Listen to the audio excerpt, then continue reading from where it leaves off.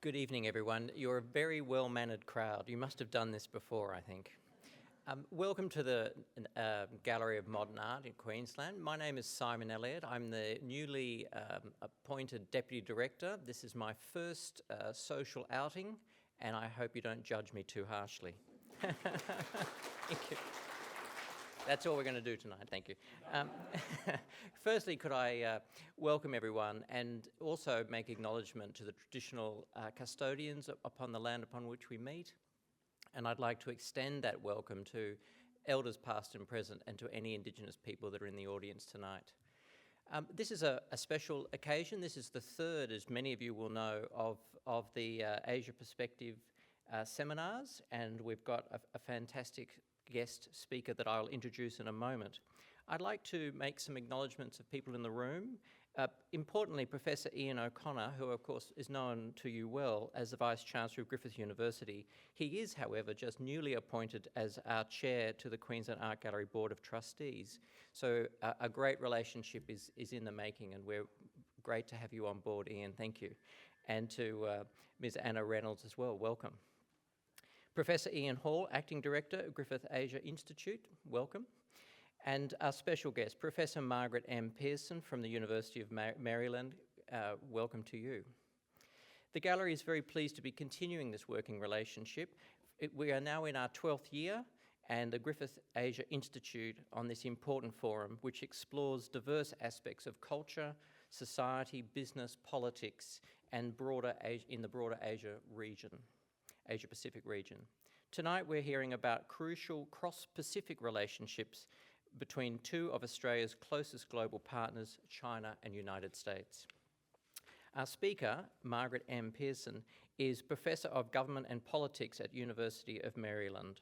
Her research focuses on China domestic political economy and Chinese foreign economic policy. She received a PhD from Yale University and taught for a decade at Dartmouth College before moving to the University of Maryland in 1996. She has published several books, countless articles on the business of China. Her ongoing projects include co-authored book on determinants of Chinese behaviour in global institutions, especially in relation to financial governance and climate change negotiations.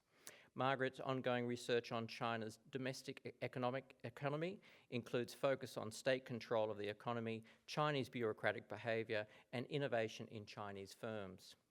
She teaches on Chinese domestic politics and foreign policy and on comparative politics, and has held a Fulbright Research Fellowship at Beijing University.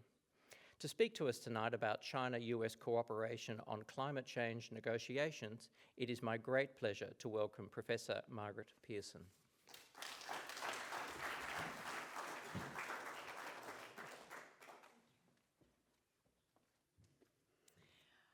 Thank you so much for having me here tonight. I'm so deeply appreciative to Griffith University for the invitation to come and the wonderful people that I've met at the university. Also, this is my first time to Australia, so I've been here 3 days, and it's living up to everything I have expected. I also wanted to put in a word for the exhibition upstairs entitled Lucent on Aboriginal and Pacific Island art, which I just had a wonderful tour with the curator of, and it's really quite marvelous. So I don't know anything about the hours and whether one could run up there this evening, but it is certainly well worth the visit. So I am here to talk about climate cooperation between China and the United States. I am sure that many of you, like me, have been interested in the evolving behavior by China in multilateral institutions and in China's approach to those institutions. And I, and perhaps many of you also, are keenly aware of the issue of climate change. So tonight I wish to bring together these two topics, and especially to try to share with you some thoughts about what led to one of the more successful examples of cooperation between the United States and the People's Republic of China over the last few years, and that is over climate change, or an address to climate change. And I'd also like to share a few thoughts about the topic of the day, at least in my country, and that is what on earth is going to happen to U.S.-China cooperation on climate in the era of Mr. Trump. Now, it's only fair, I think, on this topic to share with you a couple of my normative views about it. I feel very strongly about it, and so unlike many issues I work on where I don't have particularly strong normative views, I do on this, so I'm going to lay those out at the table so I don't have to be embarrassed about them if they come seeping out. Although, well, of course on Trump. That's not even on my list of normative views, but you'll see that in a minute. But anyway, my assumption is that climate change is not a hoax, and also, second, that cooperative efforts to address climate change, while they have been substantial, have not gone nearly far enough. So my hope is that more will be done on that, as will become clear in my comments here. So with that, I thought we would start with just a little bit of background on U.S. and China contributions to the problem of climate change, and also then move on to talk about the cooperation. So this slide, I think, is very nice in that it shows us that over time, over about 150 years, we've been able to, or scientists have been able to basically assess who the main contributors to the emission of greenhouse gases have been. And if you'll notice, I think that the numbers may be a little bit small on here, but in light blue is the U.S. The U.S. Is assessed to have contributed a little over a quarter in the last 150 years to the problem of climate change. Another measure of this is that of the, about 1.5 degrees, somewhere under 1.5 degrees of warming that we have seen over the last period of time, the U.S. has contributed about almost a half a degree of warming centigrade. China is, over even this long period of time, has also contributed about a quarter. This is natural in some ways. I mean, when we think of China as having a very large population, and that a lot of the heating, for example, of using biomass, burning fertile material, has also been a major contribution over a longer period of time. So we tend to think of China as only being a new emitter, but interestingly enough, it's a historical emitter. And I just said that very incorrectly. China, 11%, it's the bright red down here. The purple is the EU. So we see the bulk of warming being attributed to the United States, basically the wealthy countries of the industrial West, but other countries having played in there as well.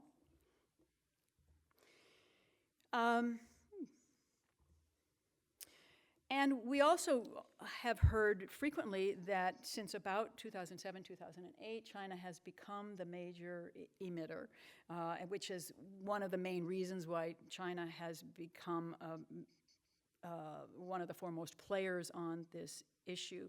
So it's interesting, if we look at this chart, we see that the OECD countries and the United States have sort of flattened in their emissions levels, whereas China has gone up. Now this curve may be changing a little bit. The China curve may be flattening a little bit more than is depicted in this chart as well, due to some recent policies and changes in China. But nevertheless, the idea that China is now the largest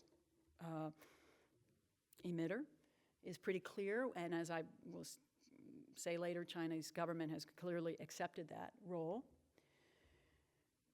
And then if we look at the emitters as of 2012, this is also not so surprising. We see on the left that China and the US are the top two emitters, China with about a quarter of the emissions. But I think it's quite interesting to look on the right-hand side here, and if we are to look at the per capita emissions, it probably shouldn't surprise us that my country, the United States, still is the most responsible on a per capita basis for emissions. China's down there about even with the EU, right? So these differences as how we measure a country's responsibility are, I think, interesting in and of themselves, but they also play in somewhat to the cooperative negotiation process that has occurred. And here's just a nice little chart to remind us that the source of carbon emissions is varied over a lot of different industries. And interestingly enough, in the last number of years, we have a lot of different multilateral negotiations going on that kind of target different ones of these. The one of that I think is the most interesting is among the airlines, because those of us who fly fairly regularly have a big carbon footprint every time we get on an airplane. And so there are negotiations going on to figure out what role airlines might play and aircraft may play in producing and also mitigating greenhouse gases. So anyway, just a little bit of background material here. So if we were to think about who should address climate change, there also is a wide variety of actors, and perhaps more than we often think about. So we often think of governments and national governments, and so they negotiate with each other, and states are important, and that's intuitive to us. It's also important to consider, in a way I don't really do very much of tonight, but I want to roster these other actors here, just so we're aware of them. Subnational governments are quite important. I don't know if the Queensland government has a agenda on sustainability. I assume that it does. In my country, the state of California is a major actor, not only in that the governors of California and New York have said that they are going to continue working internationally on climate change. Indeed, I'm told that the governor of California is committed to some state-to-nation negotiations with the Chinese government, or cooperation, I should say. So subnational governments increasingly important. International organizations, well, we know about that. The UN being the major international organization that has engaged in climate negotiations, but there are a lot of other institutions engaged now. Citizens are important, not just because citizens make choices every day about what they do. Do I fly on an airplane or buy an electric car or whatever, but also because citizens have expectations that can be pressed upon their governments. I was in Beijing before I came down here, and had the opportunity to talk with a couple of gentlemen about who work in the what's called the NDRC, in the Energy Research Institute, who work on climate change there. And one of the things that really struck me was some sensitivity to the expectation of Chinese citizens that within their lifetime, they should be expecting to see more blue sky days than they certainly do now. And I think that's taken note of by the government. Markets are a very important player here.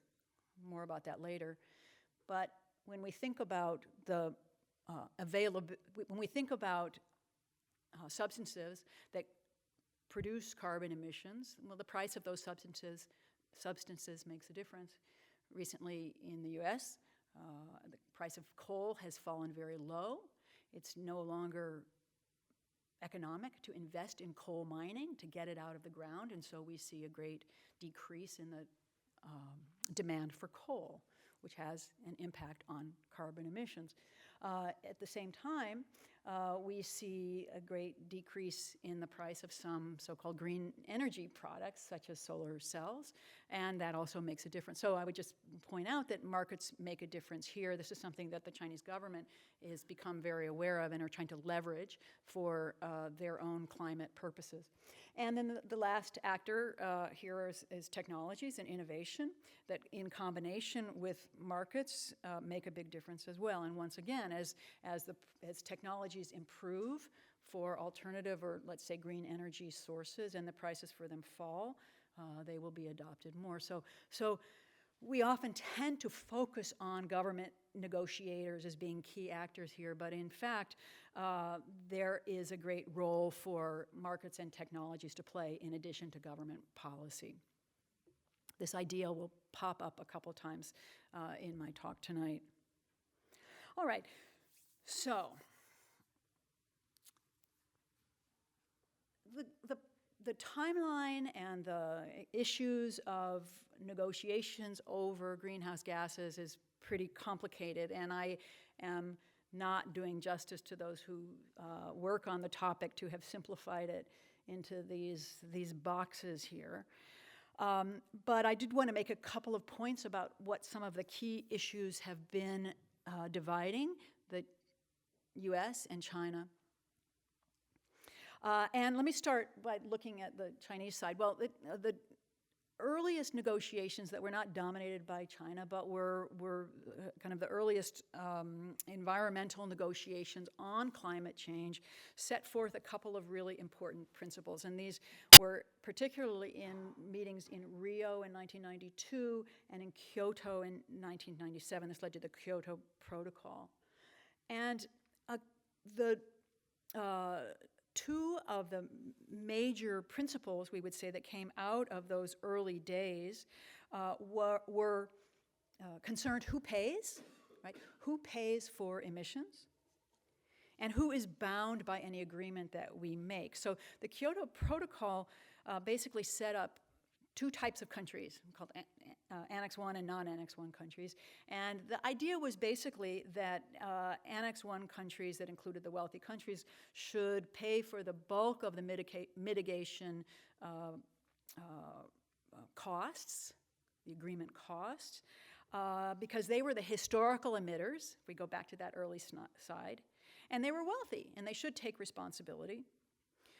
And this was summed up in a phrase, common but differentiated responsibilities. So we all are responsible for making an effort to reduce carbon emissions, but the kind of responsibilities we have are different, and basically the wealthy countries, because of their historical role, should pay more than the poorer countries. There's certainly logic to that argument, and it, as I said, became a dominant norm in the negotiations. The second big question was, well, who is going to be bound by any agreement? And so when you talk to lawyers working on these agreements, this gets very, very in the weeds. But essentially it was, if we make an agreement, must we achieve it? Right? What is our responsibility, and what is going to be the accountability for agreeing it? And the general idea was that the wealthy countries probably should be bound, and the poorer countries probably should not be bound. Okay, that's what I'm putting down here as important to the PRC government, and also to the group of 77 countries and other major emerging emitters.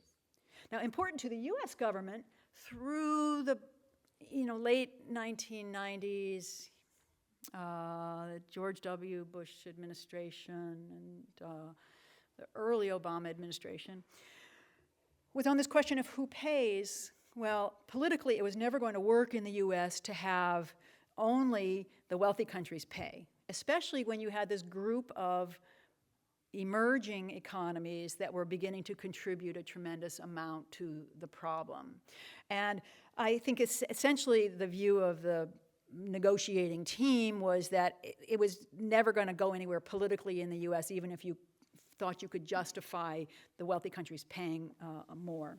And often this was characterized by the idea that we cannot give China a free ride on this. So it was becoming very clear, even if China hadn't become the largest emitter, that it was likely to be the largest emitter, and it just simply wouldn't do politically to have this peer competitor getting a free ride by being boxed into this non-Annex 1 group of countries. And on the question of binding, the United States here was kind of caught between, or in between, the European Union and the developing countries, in that the United States did not want to, or it was never going to work politically in the United States to have the U.S. subject to a binding agreement, right? So the Europeans very much wanted a binding agreement. You know, this would be tighter. It would lock countries in, and they would presumably have to then comply or be expected to comply. And after the U.S. dropped out of the Kyoto Protocol largely for that reason, and when it was brought back in, it was never going to agree to be bound. So these were important issues. Who pays and who is going to have their foot or feet held to the fire? This is in the period up to the Copenhagen meeting. So when I'm talking about Copenhagen, what I'm really talking about is this one of a series of meetings of the Committee of the Parties, or the COP or the COP, under the UN Framework Convention. And the meeting in 2009 was to be a really major decision. Hope was it would be a major decision point about whether or not we were going to have a fairly strong agreement on addressing climate change. And many of you may remember that those meetings were considered a failure. The Chinese government took a lot of heat for being responsible for the failure. I'm not going to get into that. I think that's debatable in a lot of ways, but certainly they were widely perceived as holding up the agreement, holding up any agreement on that. So in the period after Copenhagen, I really need to say beginning before Copenhagen, but particularly after Copenhagen, obstacles to cooperation between the Chinese government and the U.S. government were beginning to erode. And I have some sort of groupings of reasons for this. This accounts for the top group, the middle group, and the bottom group. And this is not comprehensive, but these are things that I think are particularly important to point out. The commitments of the leaderships changed. So we have in the United States the election of Barack Obama and a stronger commitment to the mitigation of climate issues. He was quite active in Copenhagen. He came out, in the view of many, as looking pretty good, while the Chinese looked pretty bad at Copenhagen. After Hillary Clinton left the State Department to begin to put together her campaign, Senator John Kerry became the Secretary of State, and it was really important to him. This was a he made it clear again and again that this issue of climate change was personally very important to him. And also, as President Obama entered his second term, he began to see this as one important part of his legacy, the other being health care, Obamacare, as we call it. So in the U.S., there was a new invigoration, despite obstacles in the part of people's beliefs and in the part of industry. From the top, there was great attraction to this issue. In China, Xi Jinping comes to power in 2012, 2013, and he also is convinced, it appears, that this should be an important issue to take on. It would be a good issue on which to show that China could be a responsible stakeholder in the international community. A number of Chinese scholars point out to me often that they believe that Xi Jinping took this on as a way to seek status, as a status-seeking move for the country, and that he came to see the idea of working with the U.S. as more acceptable, working as a G2 with the U.S. as more acceptable. Part of this is because the U.S. and China were both wanting to move away from the way that Europeans hoped to act on this issue. There were also important practical considerations. It was, again, according to people, particularly in Beijing that I've spoken with, seen as an area where the U.S. and China could agree, right? So there was so much on which there was friction and where agreement wasn't happening. This seemed like an area where there was a possibility to appear as though China and the U.S. were effectively engaging each other, and that was important. The U.S., or I should say the Europeans, were increasingly,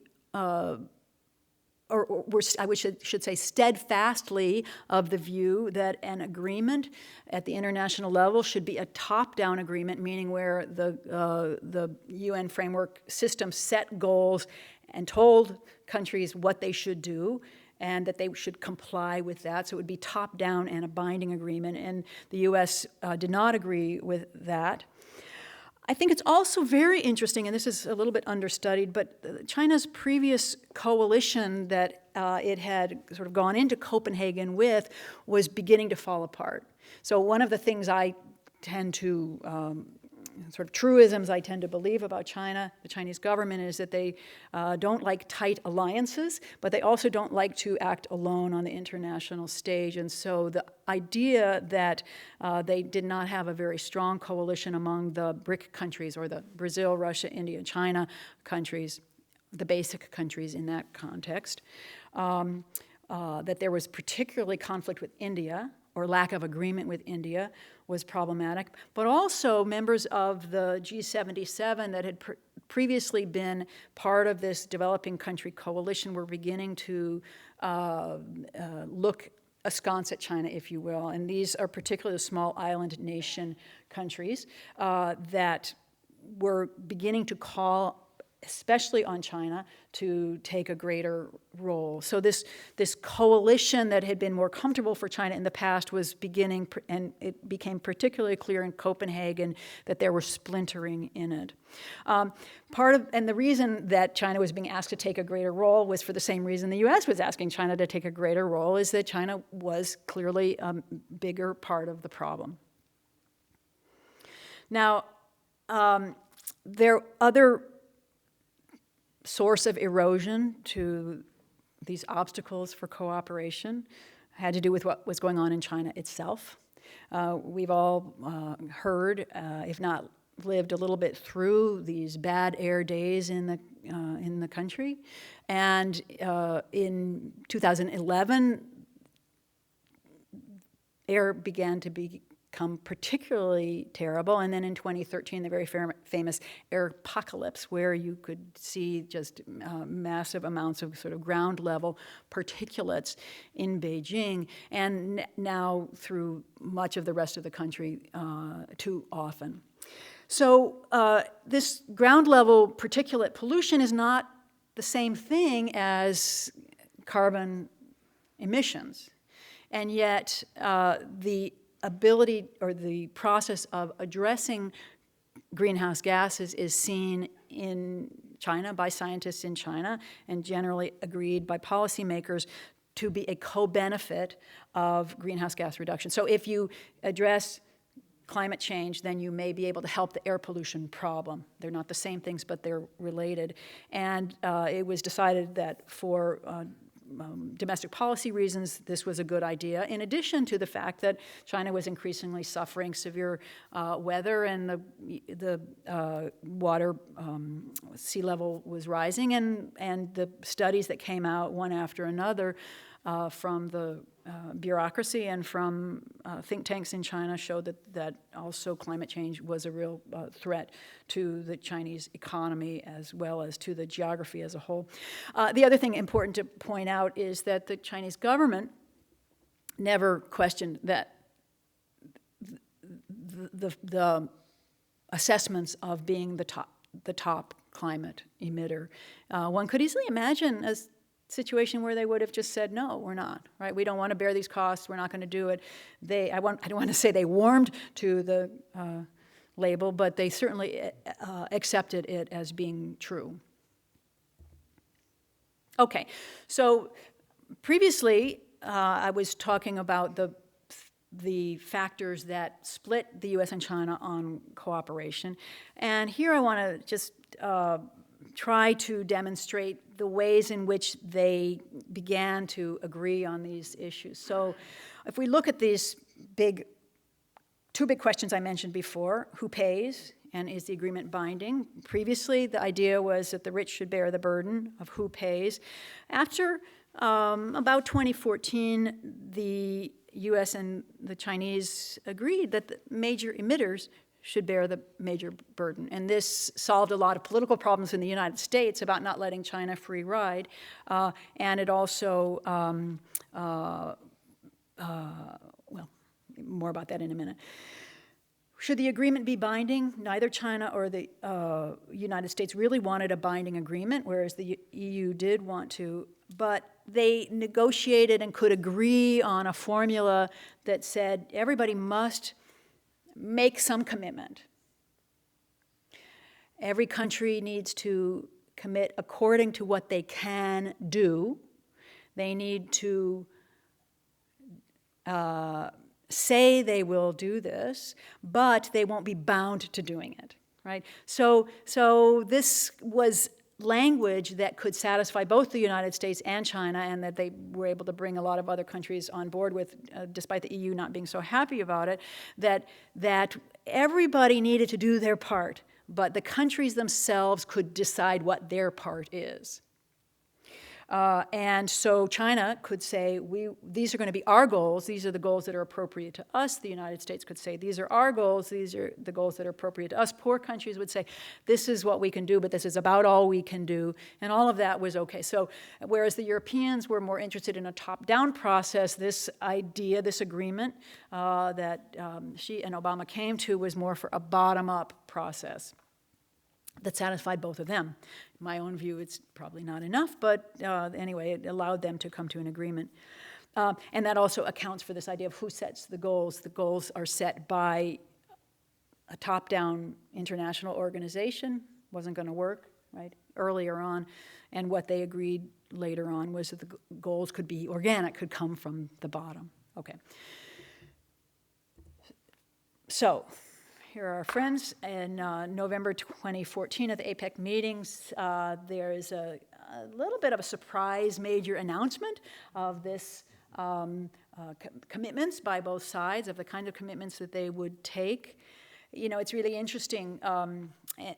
Any of you who have been in government would certainly know this, but for we regular lay persons, it's quite surprising when you realize that there was extremely intense interaction between the U.S. and Chinese sides on this issue for many, many months, meeting, you know, on Skype, whatever the secure version of Skype is, and going back and forth between countries and meeting on the sidelines of other meetings. It was a really frenetic time for the climate negotiators to come to this, but both sides wanted to announce something and wanted to announce it at APEC, and this is largely when the broad outlines that I talked about a moment ago became agreed to. Okay, so we have the Paris Agreement. Everybody's yay, here we are. We have a great, wonderful agreement that many, many countries sign on to. Yes, it's not enough for many, but it was significant. So now we come to a few months ago, and we have a new president in the United States. I have to say, I was at UQ yesterday having lunch, and at the little, you know, outside beautiful venue that we were eating lunch with, there was this on the chalkboard written a quote by Barack Obama, and I almost wanted to cry, you know. I thought, oh, my president, you know, my president, you know, anyway. Anyhow, so President Trump, we know, has not been very interested in the issue of climate change. Obviously, he got a lot of publicity for saying it's a Chinese hoax. He has said about and has made extensive commitments to cutting regulations. It seems he doesn't differentiate between regulations that most people would think are good and those that are bad, but all regulations are bad. And one of his earliest major initiatives has been to try to roll back some of the regulations on power emissions by power plants, for example. And he has this longstanding meme about saving coal, the coal industry in the United States. Well, I could go on for a long time about that, but I just say it's just crazy. However, partly because the cost of coal is so low, nobody wants to invest in it. It's not economic to do so. And also, he wants to save coal in order to save coal jobs. But many, many coal jobs have been eliminated by automation in the coal industry. So the idea that we're going to put all these miners back to work is just not logical. So we do know that he can change his mind. So this may all... I could maybe be rewriting this slide next week. I hope I am. I think most people believe that the United States will not withdraw from the UN framework, UNFCCC, because then we could never get back in it again. I think that's pretty settled. I think the view is that we probably will not withdraw from the Paris Agreement, although with a non-binding agreement, one can, not necessarily take it very seriously. We're in the odd position of thinking that our saviors on this issue, in terms of convincing Mr. Trump not to withdraw from Paris, are Ivanka Trump and Rex Tillerson, the new Secretary of State. So it is a very strange time in the United States. We're seeing these funny alliances emerge. But anyway, I think we believe that the U.S. is not likely to withdraw from Paris. So how about China, though? In many ways, more interestingly, what is China saying about its commitments in the Trump era? And it's quite interesting because there has been a little bit of, I can't say debate in China, but there have been some opinions offered in Chinese media that would suggest that, well, the U.S. isn't doing this, why should we do it, right? So this gives us a break, potentially. Or, from the other side of it, well, if the U.S. is out of being a leader on climate change, then this is a time that China should seize the opportunity to be a real leader, right? So this, with the idea that China doesn't like to be under the thumb of the U.S., should be a moment when China could actually move ahead and, as I say, seize the moment. But what's been emerging is a couple of things. One is that the Chinese government has made it pretty clear in a way that convinces me that there is no intention to deliberately pull back from the Paris Agreement, from its Paris commitments. And I've just listed here what those, there are 4 basic parts of the commitment. These are the 3 that I think are most salient for us.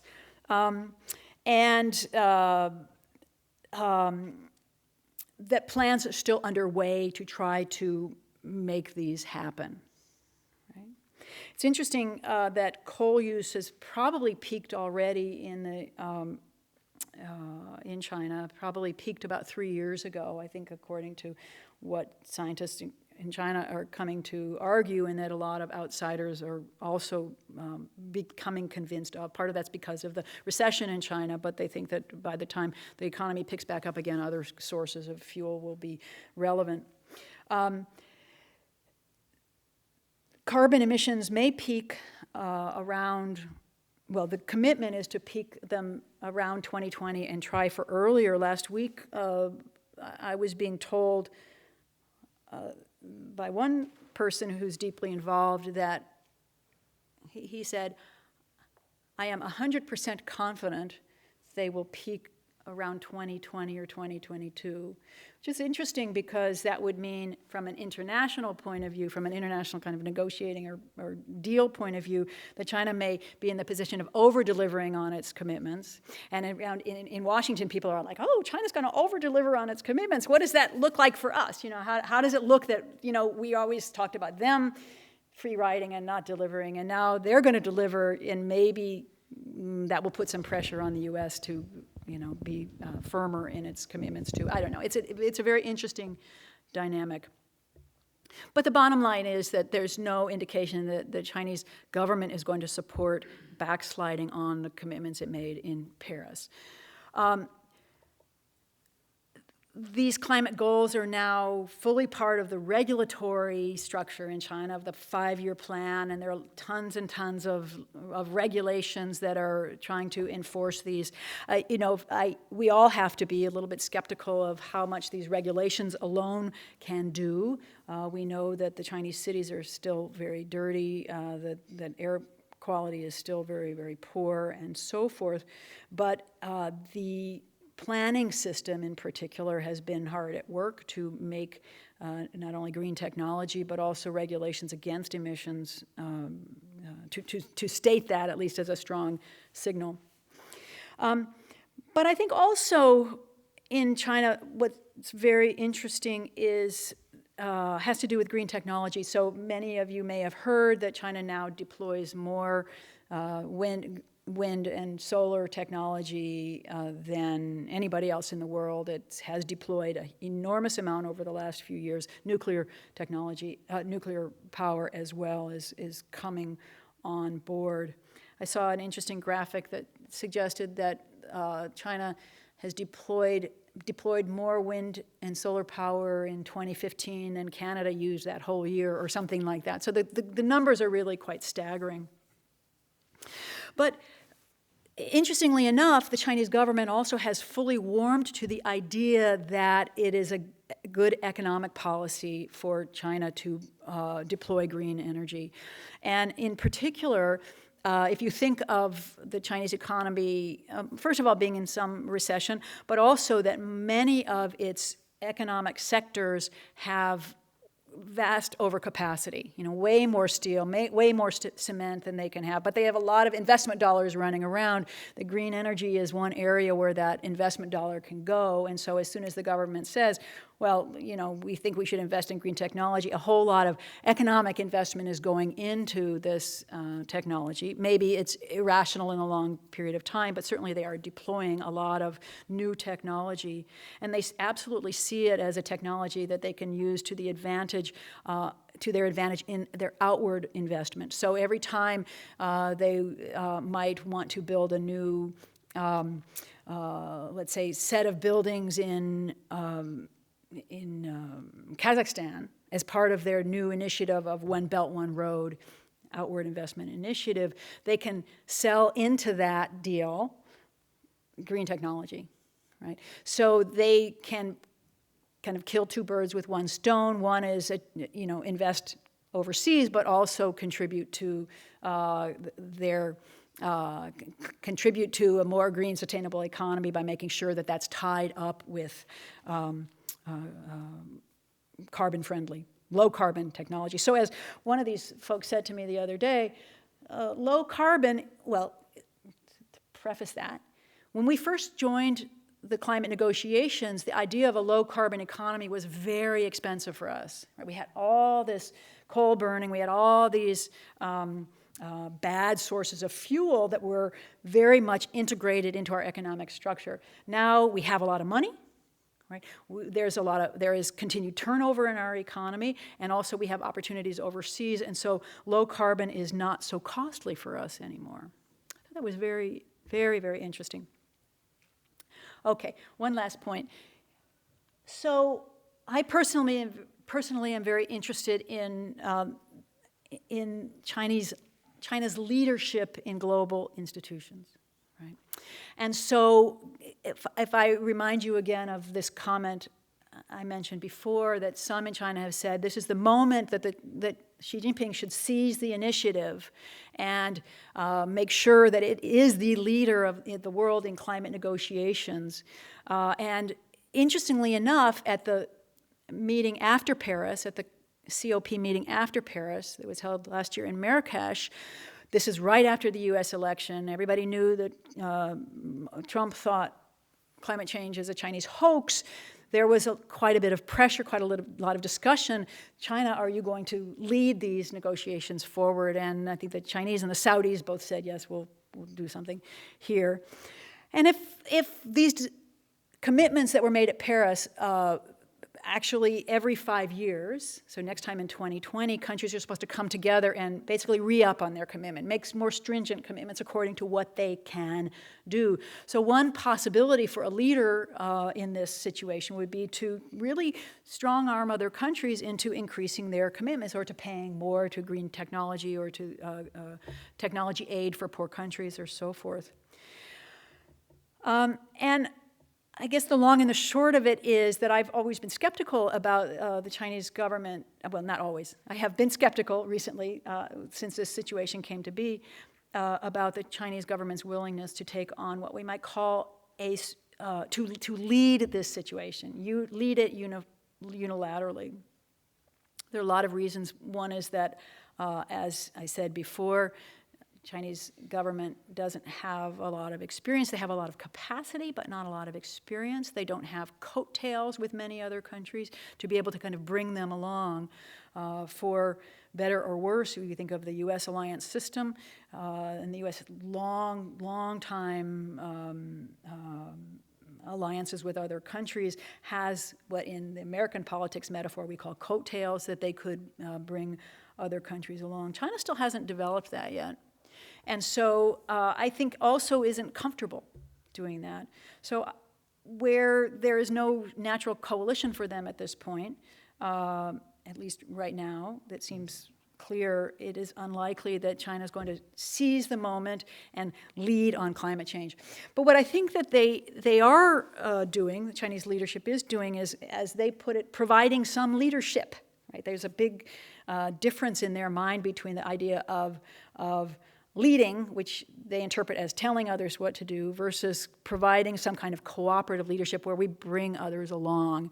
And there is, maybe you might say it's a difference that is not important, but in their minds it is quite different, and has will perhaps lead to a situation where Xi Jinping and other Chinese leaders are trying to encourage others in settings that they're more comfortable with, such as in bilateral settings.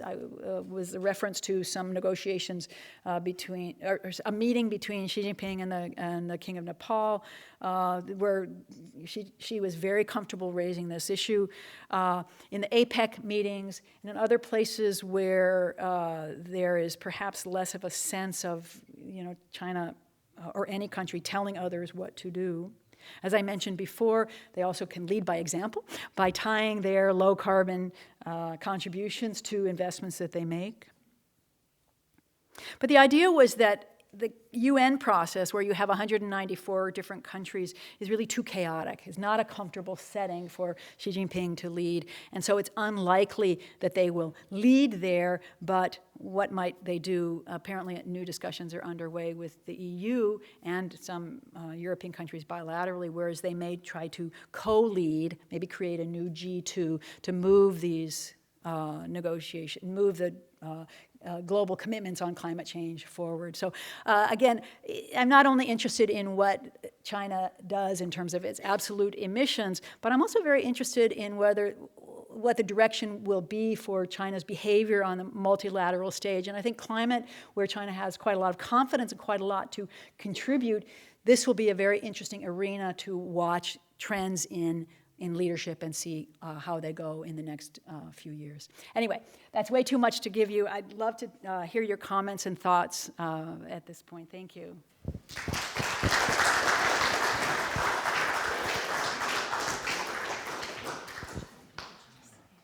No. We've got a little bit of time for questions. I think you're happy to answer. Yes, absolutely. A couple. Please could you wait for the microphone to arrive before you ask your question? So who would like to start?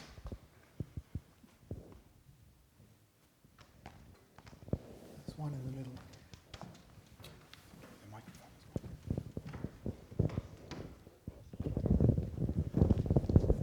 well. I was wondering, in this country we're having a big debate about energy security, and we're exporting so much LNG to Asia that we're driving up prices for our own businesses. That's one thought. I was wondering, I know you're a China expert, but as a citizen of the United States, is the same debate happening in your country about energy security and the price of energy? I should declare that I work for Origin Energy too, which is the largest energy supplier in the country, and we have a partnership with Sinopec for LNG. Well, you know, if you had asked me that maybe 10 or 15 years ago, I would have had to engage your debate here. The U.S. is in a very interesting situation. We 10, 15 years ago had major debates about energy security. So there was a sense that we were too reliant on oil from the Middle East and that could harm our security. On the other side of that was the possibility, was the argument, I should say, that energy markets were so very dominated by markets, it would be very hard to really make the U.S. insecure. That was the debate 10 or 15 years ago. So if you rely on markets to supply most of your energy, because oil in particular is a commodity, you don't have to worry quite so much about where it's coming from, because presumably if you're cut off by the Saudis, you can get more from the Venezuelans, something like that, right? So there was that debate, but it was more a political debate. And I don't think we saw, we certainly at times saw our prices fluctuate and certainly go up by virtue of being more dependent upon external sources of energy. But now we're in a very different situation, and it's one of these it's the opposite of a black swan situation? I don't know. A black swan situation is always bad. I don't know. There's a good black swan situation where, from one perspective, in terms of energy security, we found enormous new supplies of natural gas in the middle of our country. And so that has greatly reduced our imports, greatly reduced our reliance. I think most people, you do not hear a debate, you do not hear concerns about energy security. Well, I think during the last campaign, we heard some concerns about energy security raised. But basically, serious people don't think that we have an issue with energy security at this point. So my advice to you would be to find large new sources of clean energy in your country, and then you can stop that debate. Thank you. I've got one question in the middle here.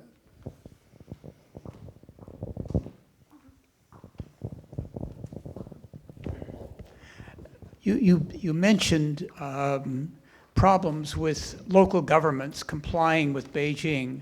I wonder if you could say a little bit more about that. I mean, in a sense, China is this totalitarian country, but it's a paper tiger in other ways. Well, yeah, I always think, that's the one big question about China that China scholars still haven't quite wrapped their minds around in a way that's easy to explain. But basically, it's a big country and hard to control everything. That would be a simple answer. And local governments have all sorts of incentives to ignore what Beijing says. And so that leads to a lot of non-compliance. And so let's say local governments are supposed to cut the coal burning in their local power plants, right? But local governments have a lot of counter-incentives to obeying Beijing. First of all, if they disobey, they're not likely to be punished very seriously. But if they also have counter-incentives that if they have to be concerned about jobs, and a lot of the jobs come with this local coal burning plant. And actually, the local coal burning plant is owned by the local government. They may feel strongly they're going to continue burning it until, as long as burning coal and keeping this local plant running as long as possible. So there are many iterations of this problem, but basically the idea is that local officials, well, I would say the one other thing is, in my view, you don't have a rule of law in China such that the local government can be effectively sued and forced to close those down through a kind of standardized court system. So you have compliance by Beijing telling you don't do this, and maybe by punishing leaders, but it's not very effective. And the counterpoint that I see, obviously from my own perspective, is that if they were subject to a stronger rule of law where they would be then it might be able to be enforced much more strongly. Now, that's not an answer that will satisfy a lot of people, but you're right to notice that local governments have tremendous latitude to not comply. I think the other thing that's important to notice, though, is that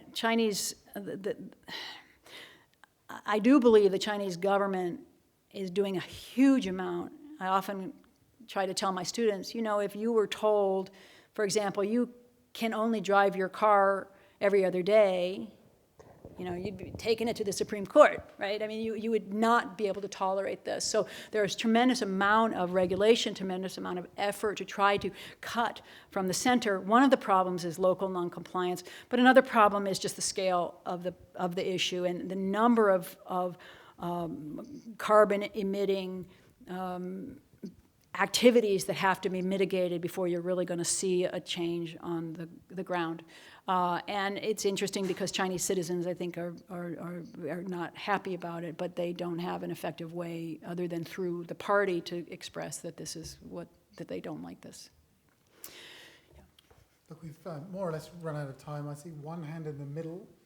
Madam, just there, just in the middle, sorry. It's always rough on staff with microphones. One in the middle, if it's a quick question. Hopefully quick. I'm interested in others in the multi-centered world and how China might be looking at other emerging economies in these negotiations, such as India or Brazil, or so absent, thinking how they're thinking about engaging with EU or US. Yes. How's China thinking about those new emerging economies? Yeah, no, it's a great question, and it's very interesting as well.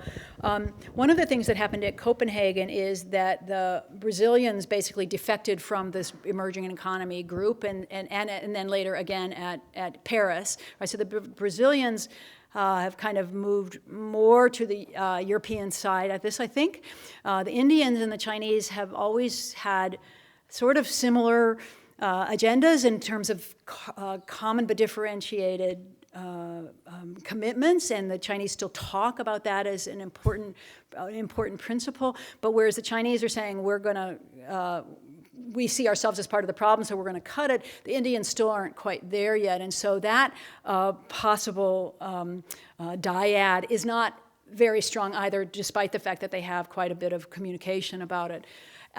So creative deal-making, and discussion could lead to something else, but it's interesting to me anyway, that when the Chinese are saying, so where should we go next, it really is to the Europeans, right? And I should say, probably not China going to the Europeans, but on the receiving end of proposals from the Europeans. So it is with so many countries with very divergent interests, and China having this kind of funny profile as, are we developing or are we developed, and are we, how do we deal with the fact that we're a major emitter but trying to protect these other small countries? It makes it for very, very complicated negotiations. Okay. Thank you. Please stay as well. Look, there's an old saying attributed to a former Secretary of State that diplomacy is the art of saying nice doggy until you can find a rock. Now that's obviously a somewhat cynical view, but more importantly, it's not really a view of diplomacy that applies in an age in which we face so many common, persistent and complex challenges, not just the occasional snarling canine. Now, as Professor Pearson's shown today so well, common challenges demand different kinds of approaches in diplomatic terms to the ones that historically perhaps we've used in order to bring about collective or at least cooperative kinds of solutions to some of these problems. So I'd like to offer my thanks on behalf of the Griffith Asia Institute and also our partners here at the Queensland Art Gallery, Gallery of Modern Art. I'd also like to thank you with a couple of gifts.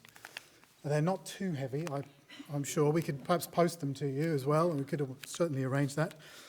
So I'd like to thank you very much for talking through some of these possible solutions, and particularly this really crucial bilateral relationship which affects us in our region. So thank you very much.